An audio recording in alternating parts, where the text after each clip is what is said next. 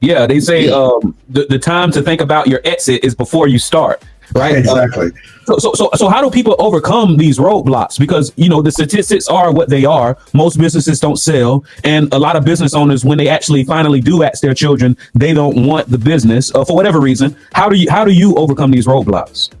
So that is the perfect question, and that's part of my mission and passion, is to share this information with business owners, because it's really sad when I have to tell a business owner that for various reasons your company is not sellable today.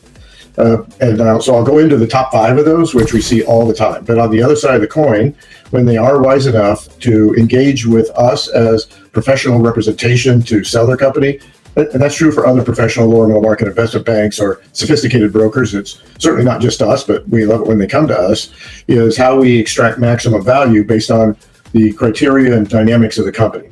But back to the front end of the process, we see way too many business owners that literally just wake up one morning and say, it's time to sell.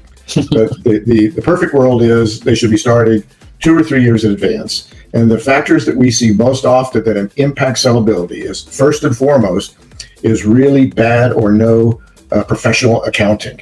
I can't tell you the number of businesses we see where we can't tell if they're sellable. I'll give you one quick example of this, a real world story. Had business owners that manufactured super high-tech test equipment for the automotive industry. They had like 7 patents. They were doing $6 or $7 million a year in revenue. And when they first approached us, we always say, well, why do you want to sell? And the husband was a engineer, and he just wanted to focus on engineering.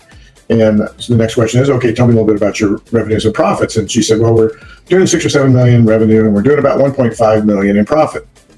Well, one of my partners here at Raincatcher, he's a licensed CPA and spent 15 years in the audit practice with KPMG. So we signed an NDA for them. We asked them to send us their last 3 years of financials. He goes over them with a fine-tooth comb, reformats them if necessary to be GAAP compliant.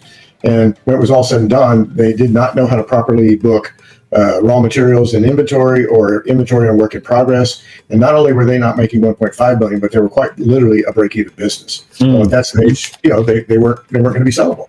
So those are some of the examples that we see with fundamental flaws in accounting. And that's something that really is worth the investment for these business owners, and to handle it historically and not just the year you're thinking about selling.